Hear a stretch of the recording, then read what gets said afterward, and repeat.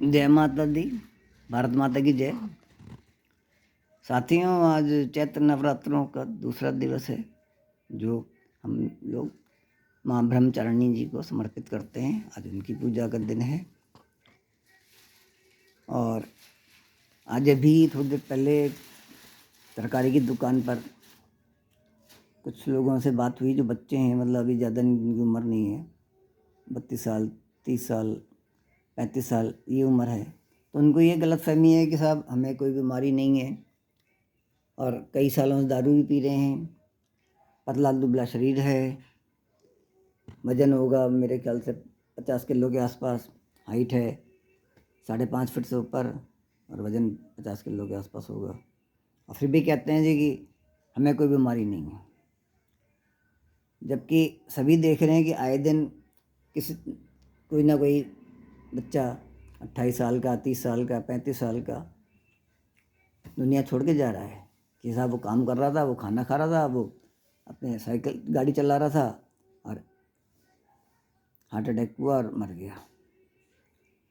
लोग उसके पीछे कोरोना में जो लगाई थी वैक्सीनेशन, उसको दोष देते हैं, टीके को, जबकि वास्तविकता उससे अलग है कि भाई हम जब कोरोना में लॉकडाउन पीरियड हुआ था तो हम लोगों ने अपने ऊपर कंट्रोल किया था, अपने आप को सीमित संसाधनों में बांधा था, घर में रह के हमने अपने घर का भोजन किया था और ड्राई फ्रूट्स वगैरह का भोजन किया था, आयुर्वेद प्रोडक्ट्स का सेवन किया था। लेकिन जैसे ही लॉकडाउन पीरियड समाप्त हुआ, हम लोगों ने क्या किया, मैंने देखा कि मतलब क्योंकि मैं एक प्रेशर थेरेपिस्ट हूँ और आयुर्वेद में भी डील करता हूँ, आयुर्वेद के पदों में बिक्री भी करता हूँ, तो मैंने देखा कि भाई सड़कों पे वापस ठेले वाले आ गए और कहाँ, जहाँ गंदा पानी इकट्ठा हुआ है वहीं पे आके वो ठेला लगाते हैं। कोई मोमोज बेच रहा है जो 100% जहर है, इसमें कोई शक नहीं है कि वो जहर नहीं है, तो वो वहाँ पे लड़कियों की, लड़कों की, बुजुर्गों की, सबकी भीड़ लगी हुई है साहब।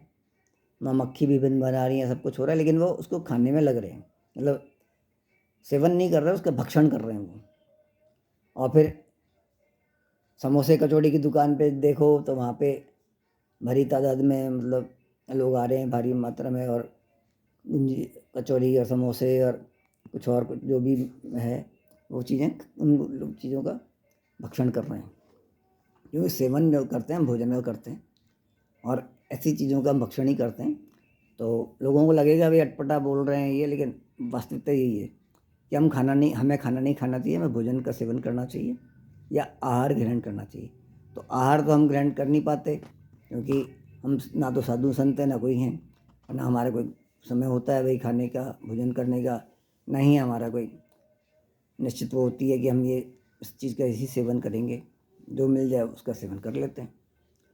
तो मेरा कहने का मतलब ये है कि भाई ये हमारे हिंदुस्तान राष्ट्र का दुर्भाग्य है, जो ये कहते हैं ना कि भाई हमारा देश इस समय, राष्ट्र जो है वो इस समय युवाओं का राष्ट्र है, लेकिन आने वाले 10 वर्ष के बाद का समय लोग कोई नहीं देख रहे कि जब 10 वर्ष पश्चात हमारे राष्ट्र में बुढ़े ही बुढ़े हो जाएंगे या अधेड़ हो जाएंगे, बच्चे तो थोड़े से रहेंगे और बाकी जवान रहेंगे ही नहीं, वो अधेड़ हो जाएंगे या बुजुर्ग हो जाएंगे।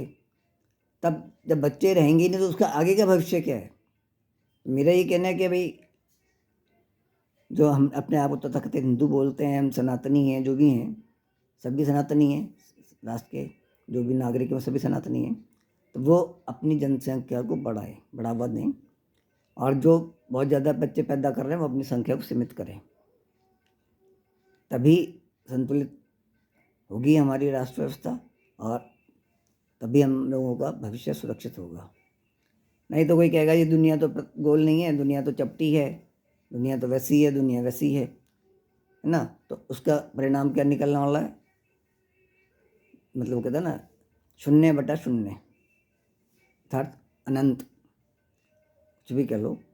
तो मेरा कहने का मतलब है कि हमें अगर धनार्जन करना चाहिए, मान लिया कि धनार्जन करो, आप किसी मात्रा में कर सकते हो, अधिक मात्रा में कर सकते करो, लेकिन उसका सदुपयोग अगर आप सकुटुंब सपरिवार नहीं कर सकते तो वो आपके लिए व्यर्थ है। किसके लिए आप कमा रहे हो? जब आप अपने परिवार को समय नहीं दे सकते, अपने राष्ट्र को समय नहीं दे सकते, तो फिर आप किस लिए कमा रहे हो भाई? किस लिए जिंदा हो आप दुनिया में? मत जिंदा रहो। कौन कह रहा है आपको जिंदा रहो? और यही होने वाला है, इसलिए लोग मर रहे हैं कि कोई पता नहीं पड़ता। दूसरे, आज की जो युवा पीढ़ी है उसको रफ्तार पसंद है, और साइकिल चलाएगा तो हेलीकॉप्टर मतलब रॉकेट जैसे चलाएगा, मोटरसाइकिल चलाएगा तो फिर वो मिसाइल कैसे चलाएगा, ब्रह्मोस्त्र जैसे चलाएगा कि पता पड़ा अभी बटन दबा भारत में और पाकिस्तान में पहुंच भी गई। तो वो वैसे चलाते हैं मोटरसाइकिल। कार चलाते हैं तो वो तो पता नहीं किसके उसके जैसे चलाते हैं भाई। वो विमान बने ना नए नए जो लड़ाकू विमान, इनकी स्पीड बहुत ज़्यादा, गति बहुत ज़्यादा है, वैसे वो चलाते हैं कार। तो कि मरे तो मारे दूसरे, क्या फ़र्क पड़ता है? जैसे मौसम में साले भी अगर भी बीच में आएगा तो उसको भी उड़ा देगी, वो तो अपने लक्ष्य को तो बेदेगी, तो उसको भी उड़ा देगी। तो बात यहाँ आती है कि भाई आप अपने आप को सुधारिए, अपनी जीवन शैली को सुधारिए, अपने खान पान में सुधार लाइए, और हमारे स्वास्थ्य सागर प्राकृतिक चिकित्सा केंद्र में आइए। नहीं आ सकते तो वीडियो कॉल कीजिए, परामर्श लीजिए, और हमारे डॉक्टर नेचर वेलनेस के उत्पादों का नियमित सेवन प्रारंभ कीजिए, जिससे आपकी काया में सुधार हो, आपके काया को चलाने वाले स्नायु तंत्र और जो भी तंत्र हैं जितने हैं उन सब में सुधार हो, उनकी गतिविधि एकदम सही हो, और आप लोग सही रहें। अन्यथा तो फिर ऊपर वाला मालिक है, जो भी जिसको चाहे, जैसे ऊपर वाला ही स्वामी है ना फिर तो हमारा। तो इसी के साथ मैं आज अपने प्रवचन को पूर्ण विराम देता हूँ। धन्यवाद। शुभ रात्रि। पुनः भारत माता की जय और जय माता दी।